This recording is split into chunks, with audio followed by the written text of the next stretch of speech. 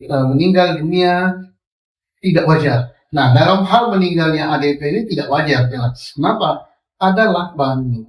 Kemudian dari teori meninggal secara wajar bergugur.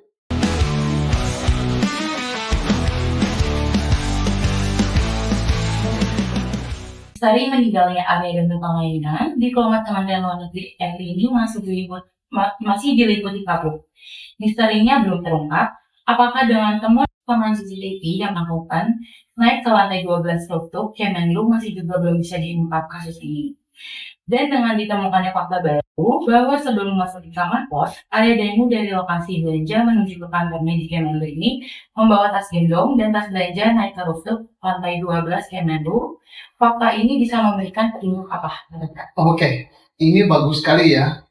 Jadi di tengah-tengah berjalannya penyelidikan oleh pihak Polri sambil menunggu hasil laboratorium forensik ya yang merupakan physical evidence ya. Ini ditemukan fakta baru bahwa rekaman CCTV Kementerian Luar Negeri yang dilacak oleh penyidik itu menyorot gitu, terekam bahwa jam 21 sampai dengan 23 lewat sekian Arya Daru naik ke rooftop Kementerian Luar Negeri lantai 12 setelah selesai dari belanja. Yang dibawa tas belanjaan, kemudian tas gendong.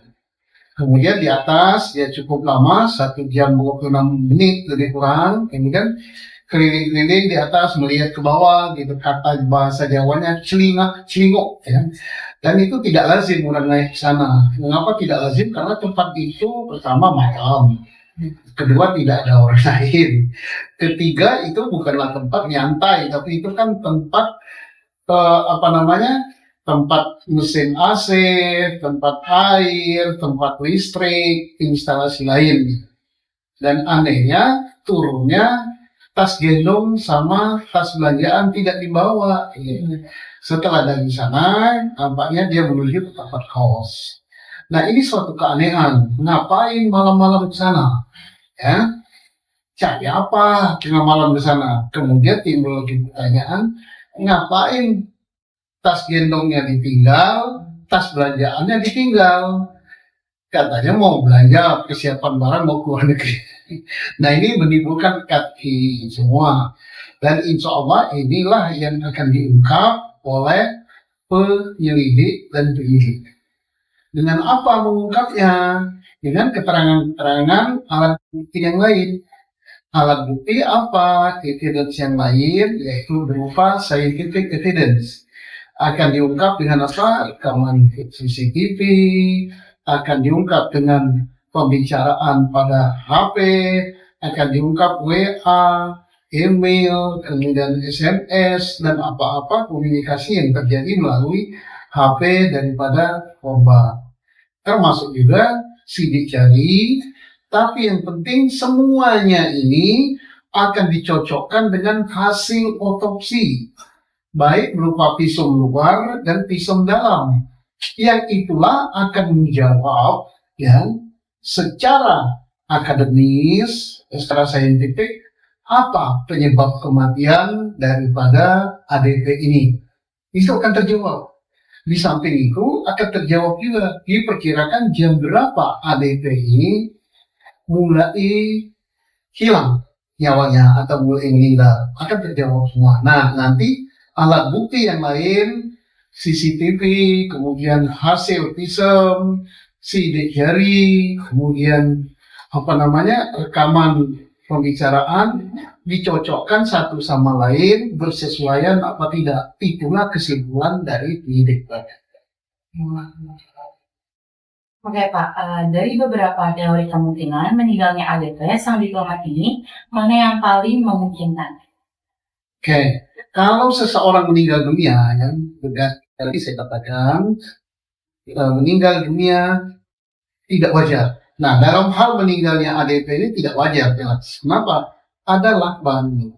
Kemudian dari teori meninggal secara wajar bergugur karena dia sehat, dia sedang tidak dalam opname penyakit kemudian usianya masih usia produktif, bukan usia udah tua renta, berarti teori meninggal wajarnya udah hilang.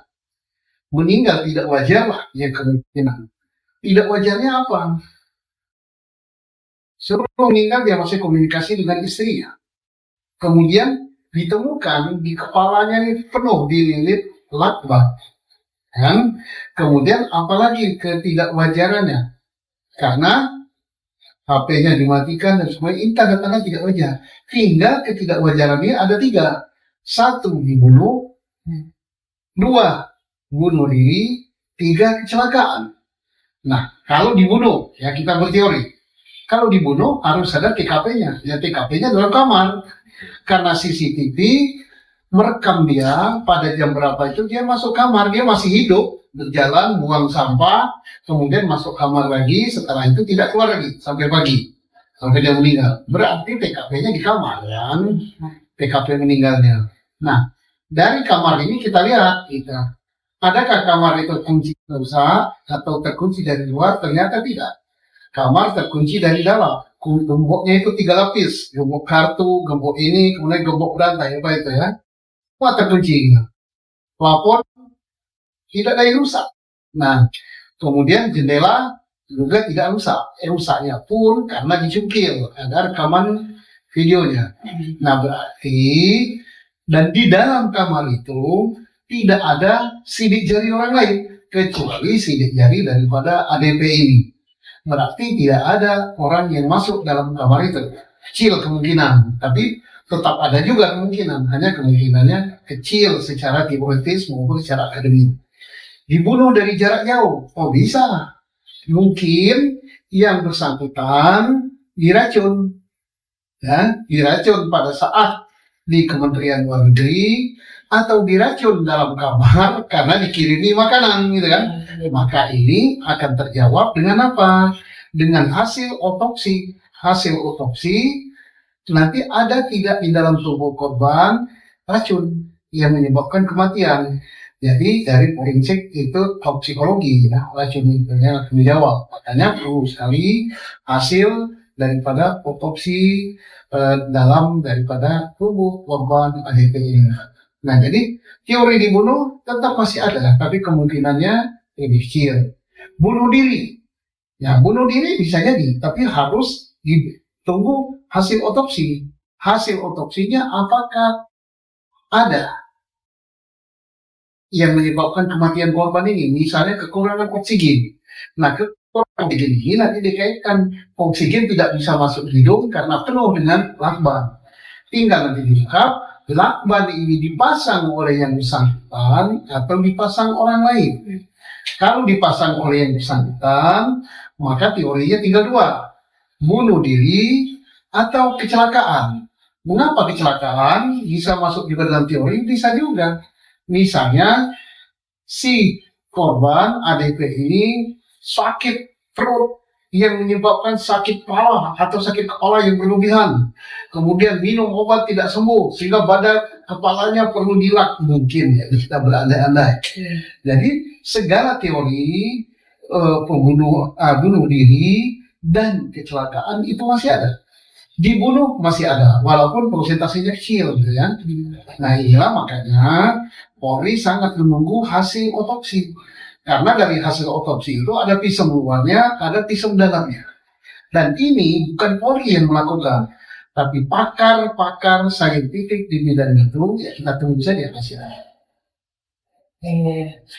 Untuk semua bukti dan petunjuk hampir lengkap, tapi Polri itu masih juga belum mengumumkan apa penyebab meninggalnya ADP ini. Mengapa ya Pak?